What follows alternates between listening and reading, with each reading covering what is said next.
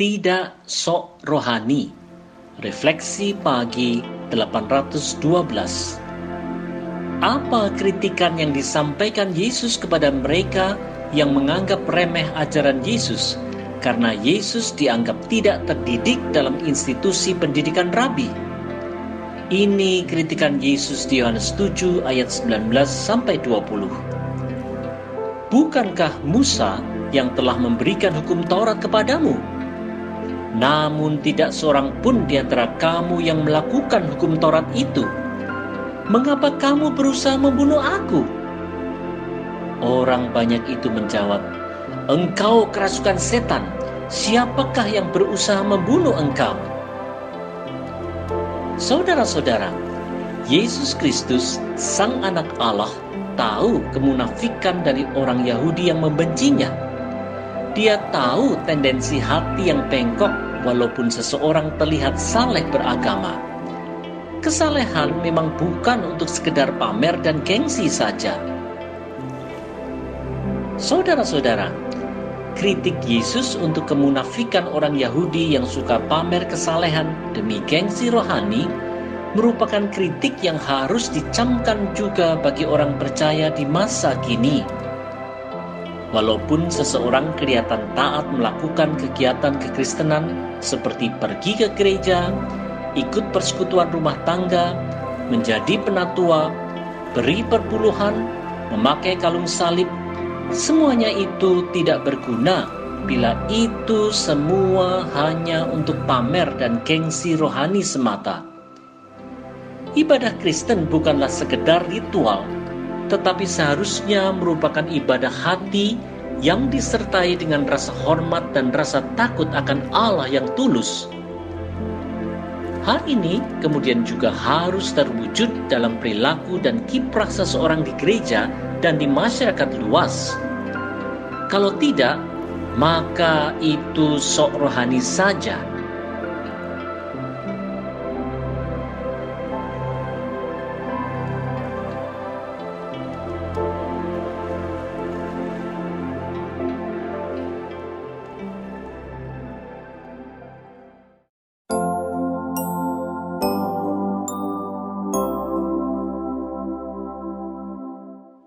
Berlandaskan prinsip kasih semata.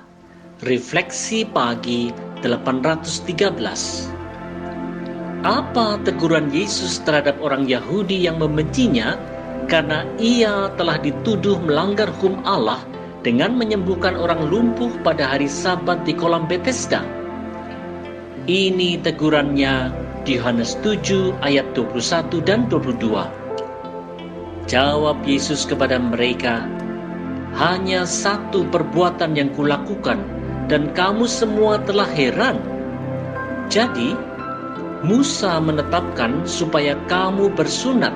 Sebenarnya sunat itu tidak berasal dari Musa, tetapi dari nenek moyang kita, dan kamu menyunat orang pada hari Sabat. Saudara-saudara, karena sunat telah diperintahkan Allah ratusan tahun sebelum Taurat Musa, maka bagi orang Yahudi, sunat boleh dilakukan pada hari Sabat. Seperti itu juga, penyembuhan oleh Yesus di hari Sabat jelas melampaui hukum Musa. Saudara-saudara, hukum kasih adalah hukum yang melandasi semua hukum Allah. Dengan demikian, tindakan kasih untuk menyembuhkan orang pada hari Sabat bukanlah pelanggaran hukum Allah. Kehidupan beragama orang Yahudi yang serba legalistik dan normatif memang telah menyebabkan mereka terikat pada aturan tetapi melupakan kasih. Hal ini sering terjadi juga di masa kini, di mana ada saja orang yang demi menegakkan aturan agama, mereka sampai melakukan kekerasan atas nama agama, membenci sesama, dan mengabaikan kasih. Fanatisme beragama telah membutakan mata hati untuk mengasihi sesama. Ini jelaslah harus dihindari. Makanya, marilah kita hidup beragama di atas dasar prinsip kasih. Ayolah.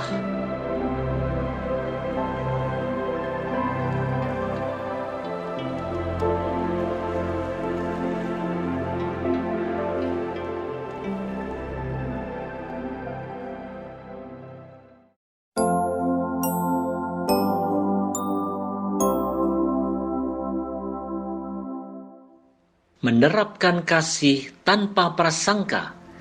Refleksi pagi 814. Apa penegasan Yesus kepada orang Yahudi yang membencinya karena Yesus pernah menyembuhkan orang lumpuh pada hari Sabat? Mari lihat Yohanes 7 ayat 23 sampai 24. Jikalau seorang menerima sunat pada hari Sabat supaya jangan melanggar hukum Musa, mengapa kamu marah kepadaku karena aku menyembuhkan seluruh tubuh seorang manusia pada hari Sabat? Janganlah menghakimi menurut apa yang nampak, tetapi hakimilah dengan adil. Saudara-saudara, kasih kepada Allah dan sesama adalah dasar utama dari segala hukum Allah. Orang Yahudi rupanya telah mengabaikan prinsip hukum yang terutama ini karena rasa benci kepada Yesus. Prasangka dan benci telah menghalangi mereka untuk bisa menghakimi dengan adil. Saudara-saudara, prasangka bisa menimbulkan rasa tidak suka, bahkan rasa benci dalam diri seseorang.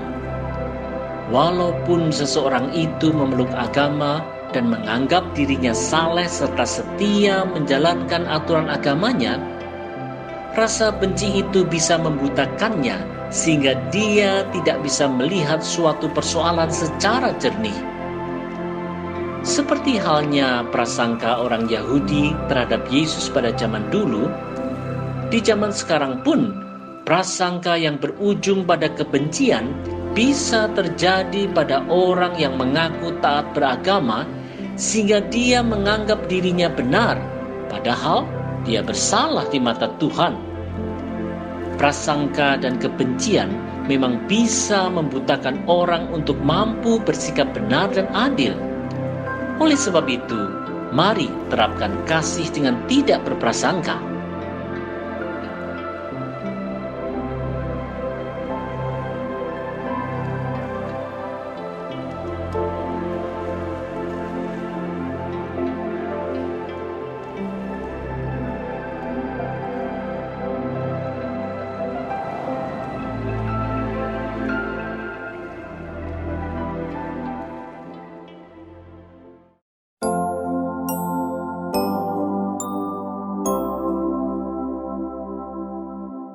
Tetap setia dan tidak berkuatir. Refleksi pagi 815. Apa yang dibicarakan beberapa orang Yerusalem tentang sikap pemimpin mereka terhadap Yesus di Yohanes 7 ayat 25 dan 26? Ini dia. Beberapa orang Yerusalem berkata, "Bukankah dia ini yang mereka mau bunuh? Dan lihatlah, ia berbicara dengan leluasa dan mereka tidak mengatakan apa-apa kepadanya. Mungkinkah pemimpin kita benar-benar sudah tahu bahwa ia adalah Kristus?" Saudara-saudara, beberapa orang beranggapan bahwa pemimpin Yahudi tidak melakukan apa-apa terhadap Yesus karena mereka ini tahu bahwa Yesus adalah Kristus.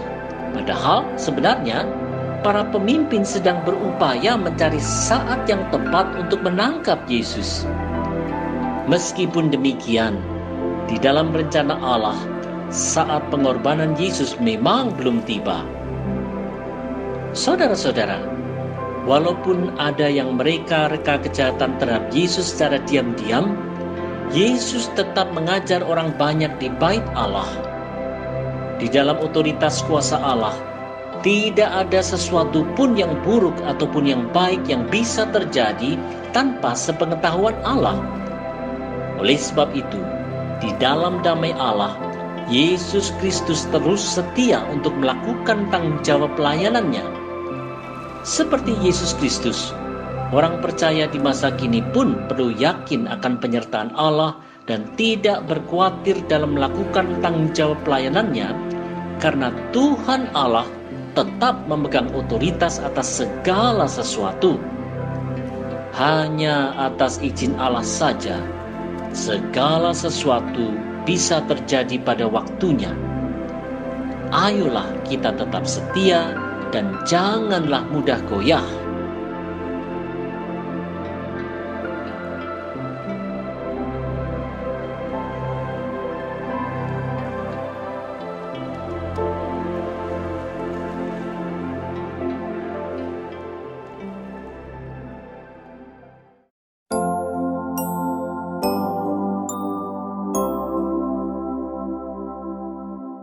Tekun belajar firman dengan benar. Refleksi pagi 816. Bagaimana respons Yesus terhadap pernyataan orang Yahudi tentang asal Yesus?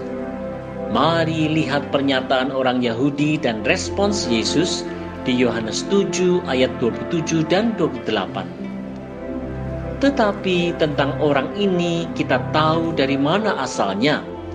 Tetapi bila mana Kristus datang, tidak ada seorang pun yang tahu dari mana asalnya.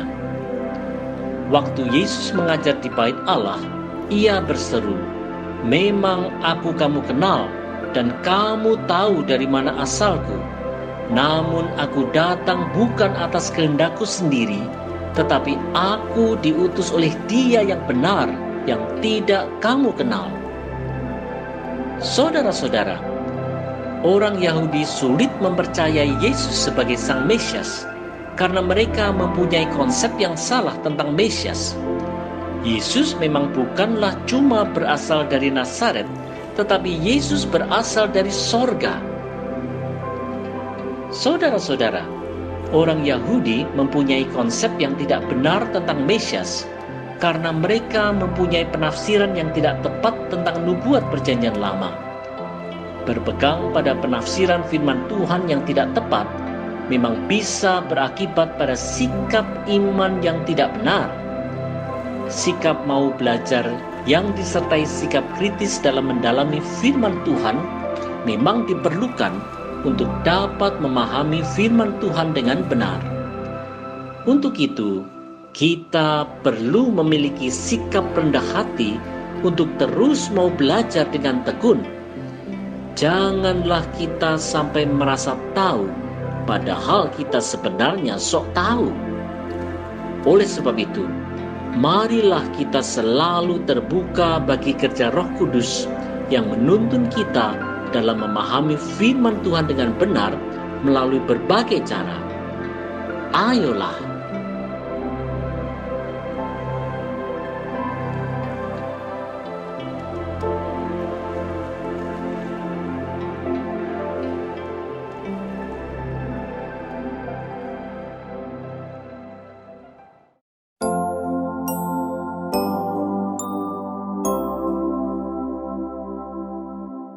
Tetap berpegang pada Kristus saja. Refleksi pagi 817. Apa yang dinyatakan Yesus Kristus kepada orang-orang Yahudi yang meragukan bahwa Yesus Kristus adalah Sang Mesias dari Allah Bapa? Ini pernyataan Yesus Kristus di Yohanes 7 ayat 29. Aku kenal Dia, sebab aku datang dari Dia dan Dialah yang mengutus aku. Saudara-saudara, Yesus Kristus menegaskan kepada orang-orang Yahudi bahwa Dia mengenal Allah Bapa karena memang Yesus Kristus adalah Sang Anak Allah yang berasal dari Allah Bapa di sorga. Untuk menjalankan rencana agung keselamatan, Yesus Kristus diutus Allah Bapa untuk menderita, mati di kayu salib, bangkit, dan naik ke sorga untuk duduk di sebelah kanan Allah Bapa. Betapa agung dan mulia rahasia agung yang dibukakan Allah melalui kehadiran Yesus Kristus ini. Saudara-saudara, tidak seorang pun nabi di dunia ini yang dapat dengan tegas menyatakan bahwa mereka mengenal Allah dan datang dari Allah. Hanya Yesus Kristuslah yang telah diutus Allah Bapa di sorga untuk membuka jalan bagi adanya hubungan yang harmonis dengan Allah Bapa di sorga. Tanpa pengorbanan Kristus, tidak ada jalan keselamatan. Melalui kebangkitan Kristus, kita telah menerima berbagai kelimpahan anugerah dari Allah Bapa. Oleh sebab itu, marilah kita berteguh iman percaya kita pada karya penebusan Kristus dengan terus bersandar padanya. Janganlah kita sekali-kali bimbang dan ragu atas dasar iman percaya kita pada Kristus. Marilah kita tetap berpegang pada Kristus dalam segala tantangan kehidupan.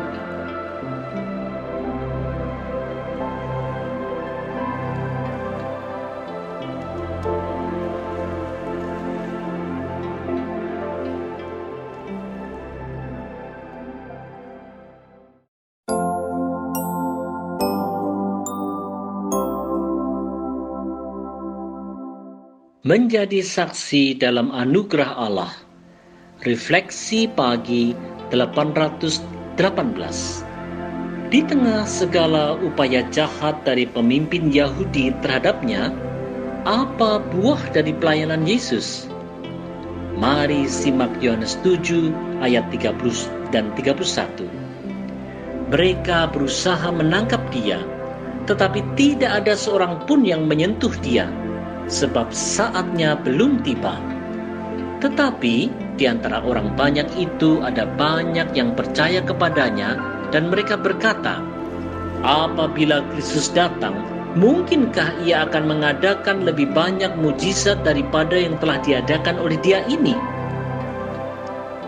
Saudara-saudara, walaupun Yesus dibenci pemimpin Yahudi, di dalam anugerah Allah tidak ada seorang pun yang bisa menangkapnya. Di dalam anugerah Allah pula, banyak orang justru akhirnya percaya kepada Kristus. Anugerah Allah memang melingkupi semua. Saudara-saudara, anugerah Allah memang tercurah sesuai dengan kehendak Allah pada waktu yang ditentukan Allah. Inilah hakikat dari kemahakuasaan Allah. Tidak ada intrik jahat apapun yang dapat dilakukan manusia yang dapat menghalangi terlaksananya rencana Allah, karena Allah lah sang pemegang otoritas atas semuanya. Manusia bisa saja mencoba melakukan berbagai manuver jahat, baik dalam kehidupan sosial politik, pekerjaan, ataupun keluarga, tetapi tanpa perkenanan Allah, tidak akan ada yang bisa terlaksana. Oleh sebab itu, marilah kita tetap percaya dan mengakui otoritas Allah dalam segala aspek kehidupan kita. Melalui kesaksian seperti ini, dalam anugerah Allah, banyak orang akan percaya kepada Kristus. Ayo jadi saksinya.